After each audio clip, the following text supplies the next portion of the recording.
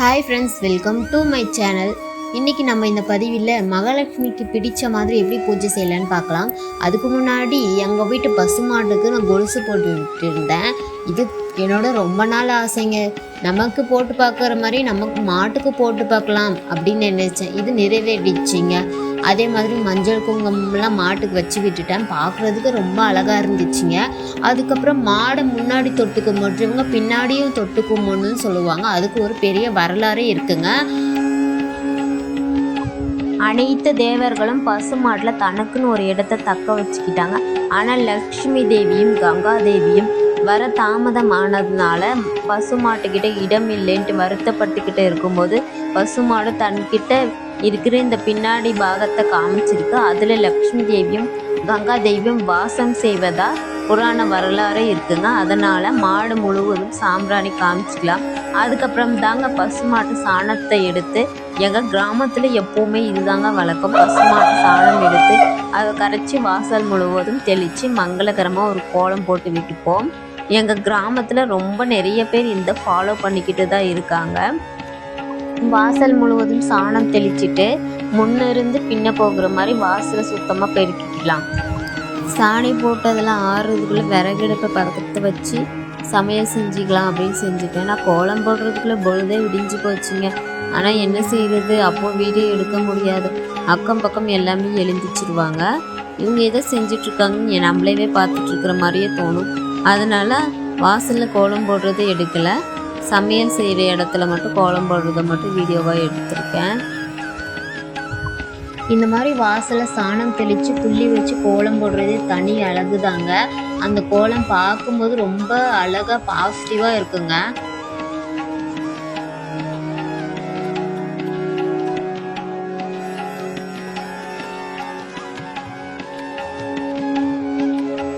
அப்புறம் வாசலுக்கு முன்னாடி அந்த தரையில் மட்டும் கொஞ்சமாக செம்மண் இருந்துச்சுங்க. அதை போட்டு நல்லா பூசி விட்டுட்டேன். அதுக்கப்புறம் அதுலேயும் ஒரு சின்னதாக அழகாக கோலம் போட்டு விட்டுக்கிட்டேன். நான் வாசலுக்கு முன்னாடி போட்ட கோலம் இதுதாங்க. தமிழ் கோலம்னா எனக்கு அவ்வளோ பிடிக்குதுங்க. அது ஏன்னு என்னன்னு தெரியலங்க. எவ்வளோ சிக்கலாக இருந்தாலும் அந்த கோலத்தை வாசலுக்கு முன்னாடி போட்டுருவேங்க.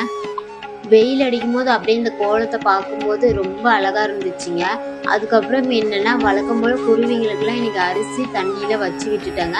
ஒரு 2 நாள் முன்னாடி வரைக்கும் வரவே இல்லை, ரொம்ப கவலையாக இருந்துச்சுங்க. அப்புறம் பார்த்தீங்கன்னா இப்போ குருவி சாப்பிடும்போது மனசுக்கு ரொம்ப சந்தோஷமாக இருந்துச்சுங்க. இந்த கோலத்தை எல்லாம் போட்டு முடிக்கிறதுக்குள்ளே இந்த விறகடுப்பு பொசுக்குன்னு அவிஞ்சு போயிடுதுங்க. அதை எப்படி கஷ்டப்பட்டு பற்ற வச்சு விட்டுட்டாங்க. குருவிங்களை எப்படி சாப்பிடுது பாருங்களேன். நீங்களும் உங்களால் முடிஞ்ச ஒரு சின்ன சின்ன பாத்திரத்தில் குருவிங்களுக்கு அரிசி தண்ணியில் இந்த மாதிரி வச்சு விடுங்க.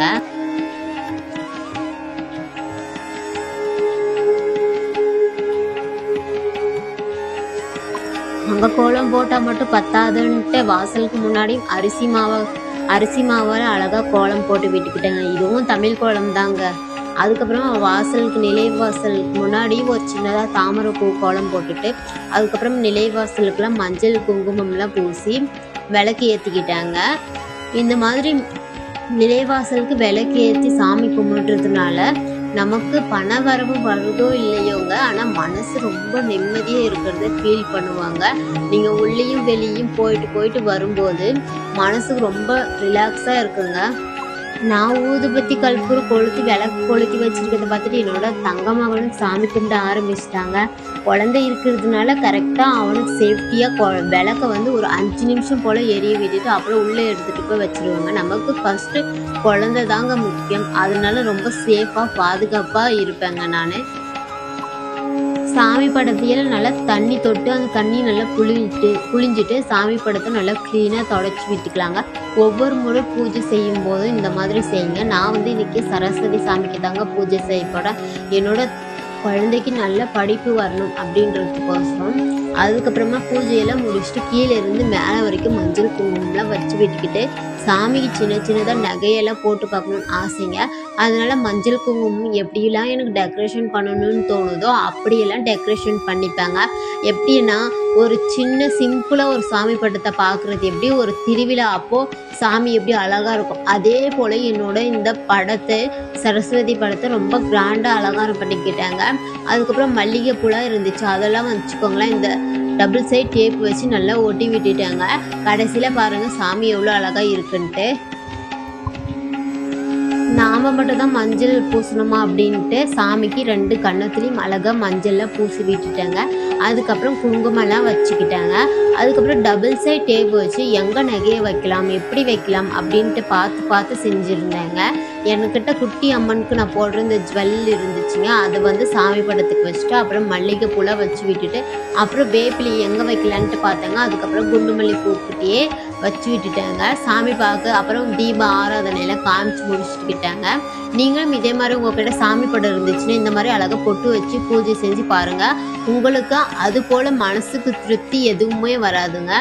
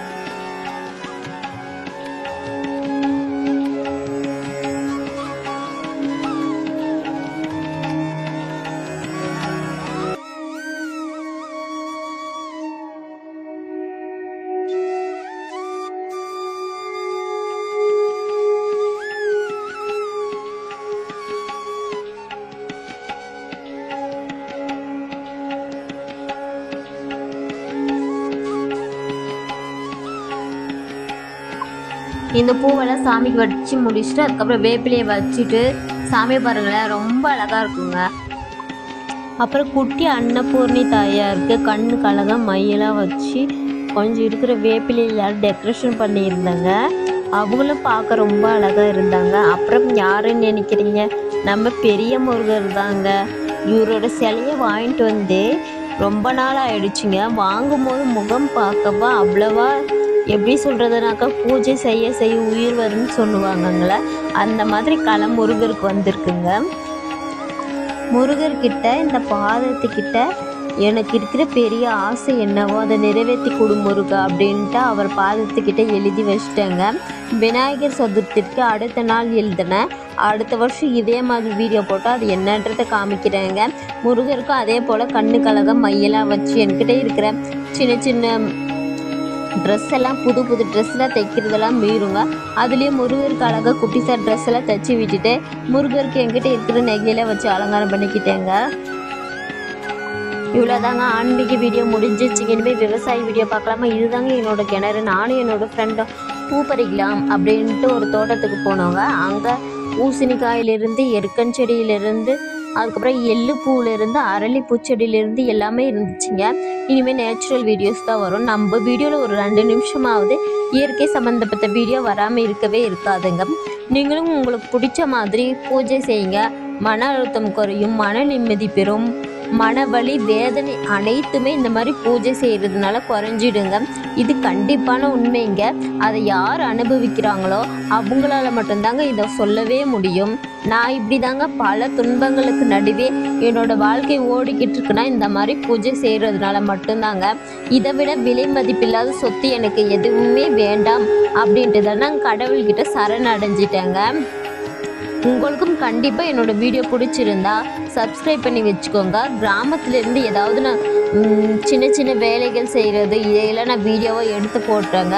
கண்டிப்பாக எங்கள் வீட்டில் முகத்தை காமிச்சு வீடியோ போட்டால் நீ வீட்டிலேயே இருக்கக்கூடாது அப்படின்னு சொல்லிட்டாங்கங்க. நான் என்னங்க செய்கிறது? அவர் சொல்கிறத தானே நானும் கேட்டாகணும். அதனால் முகத்தை காமிச்சிட்டு வீடியோ போட முடியாதுங்க. அதனால் என்னோடய வீடியோ வந்துச்சுன்னா கண்டிப்பாக மறக்காமல் பாருங்கள். இந்த லாங் வீடியோ பிடிச்சிருந்தா சப்ஸ்கிரைப் பண்ணிவிட்டு பாருங்கள். என்னோடய சேனலுக்கு ஆதரவு கொடுங்க. சரி, நன்றிங்க. இன்னொரு வீடியோவில் பார்க்கலாம்.